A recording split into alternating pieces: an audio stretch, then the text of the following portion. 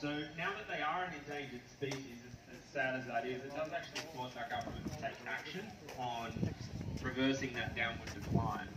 So right now there is a New South Wales koala strategy in progress, and one of the goals of that strategy is to double the koala population by 2050, which initially doesn't sound that ambitious, but the big challenge they face is to reverse the downward decline to start. So they might be working from a lower base than what they were at that initial time of writing. And it's hoped that, you know, the other things that come out of that is to create as much interconnected habitat as possible. Often with what we've seen across sort of our state over the past at least 50 years is that developments might go in place and leave habitat intact, but that habitat's not connected up to other areas of forest. And when you have a small patch of forest, it might be fine for sort of the first 10 to 15 years, but ultimately the animals within that area long-term won't have genetics as they can't escape to find other populations. Đẹp quá. Very nice. As that population builds in number, it starts to get can look for in home.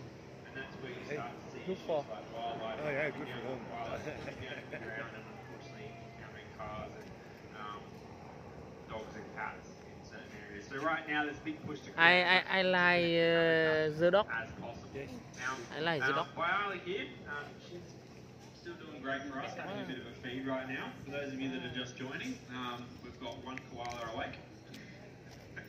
And she's very much making the most of the leaf that's on offer. Now, right now we are in the very end of the breeding season for our koalas. We work with zoos across Australia as a part of a nationwide breeding program, and that's to ensure that there's a large, sustainable population of zoos. The koalas that we have here, they're not suitable to be released back to the wild. They're very much accustomed to having food delivered, like by Ali here.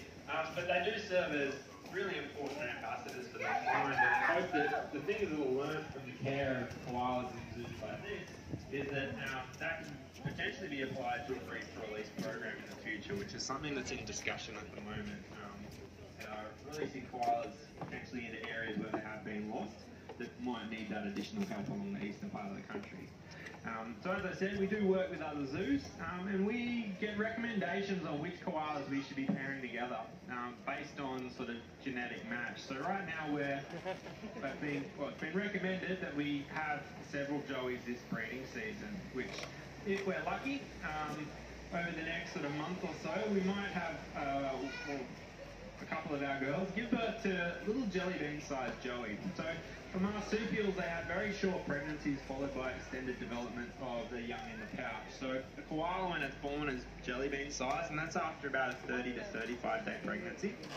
And that little jelly bean sized koala actually has to crawl up into its mother's pouch without much assistance from mum. As you might be able to see on Bayali there, she has a decent set of claws. Something the size of a jelly bean could easily get injured. So the first journey that little koala joey has to make is it has to pull its own way into the pouch all by itself. And once it's inside, a teat will swell up in its mouth to lock it in place, where it spends the first sort of 5 months permanently attached to that teat, just doing a whole lot of growing. If you're a koala, mum's milk's the best source of fat and protein you're going to get in your entire life. Once you're an adult koala, it's nothing but eucalyptus. So for that little koala, by the time it's around 5 to 6 months old, that's when we start to see a little bit of a nose or a foot sticking out of the pouch. Until they're furred, there's not really much time spent outside of the pouch, but by the time they're about 7 months old, that's when we kind of catch them sneaking out of mum's pouch and climbing back in here and there. And then kind of at around 10 months of age, that's where we might see little koalas riding around on mum's back or on her chest. They don't fit in the pouch anymore, but they still poke their little nose in to have a bit of a feed.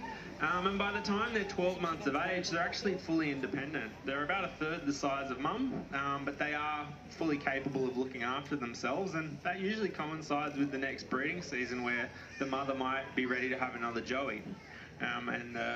Koala cycle continues. So with us working together with other zoos, it might mean that any joeys that are born here over the next year, they might go to another zoo to join the breeding program there, or we might be sending away some of our older animals to join breeding programs at other zoos and keep the joeys to ultimately have as, you know, new breeding animals in the future.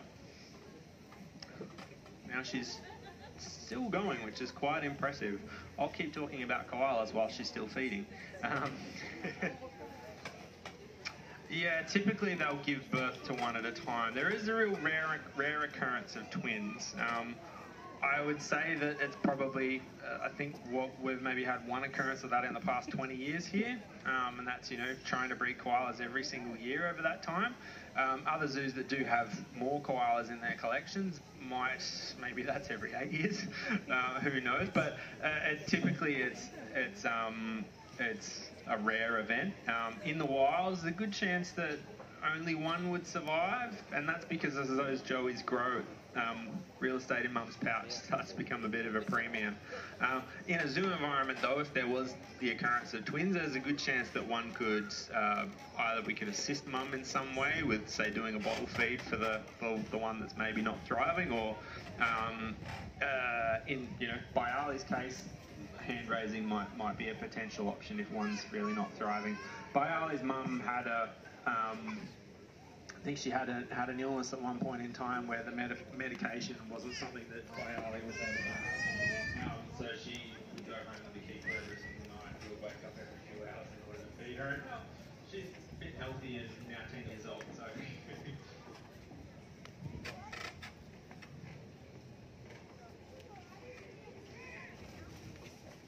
In the occurrence of most of the time they're just taking the one. But other mums do feel so they can have landing joeys all at once, Tasmanian devil or a species like that, where they might have as many as 20 joeys all at once, but there's not 20 eggs in the pouch. It's just good to us.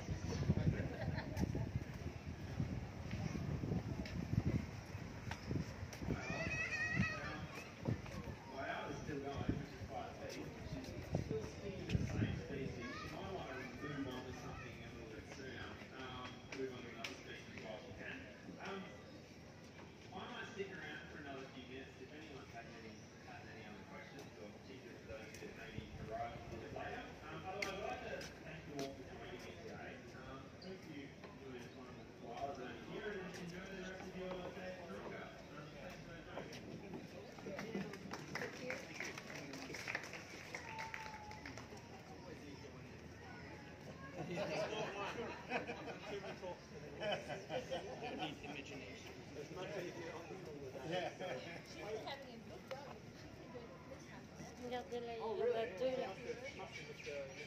Oh, regardez. On voit bien là.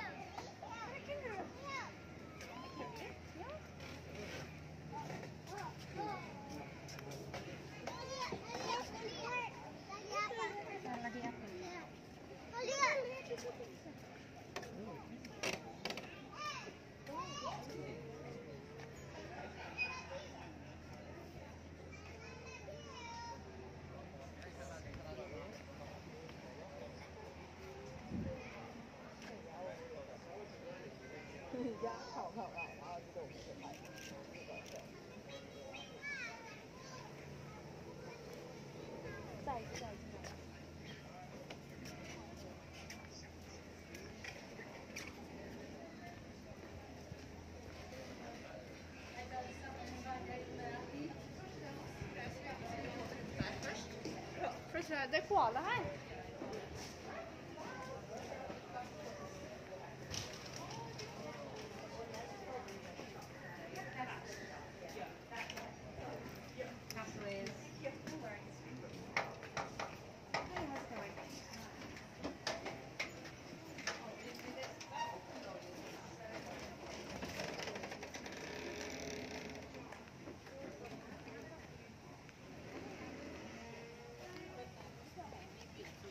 Yep. Is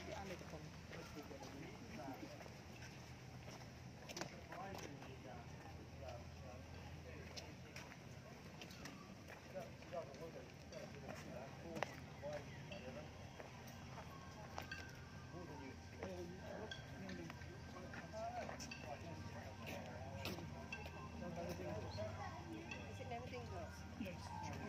nice.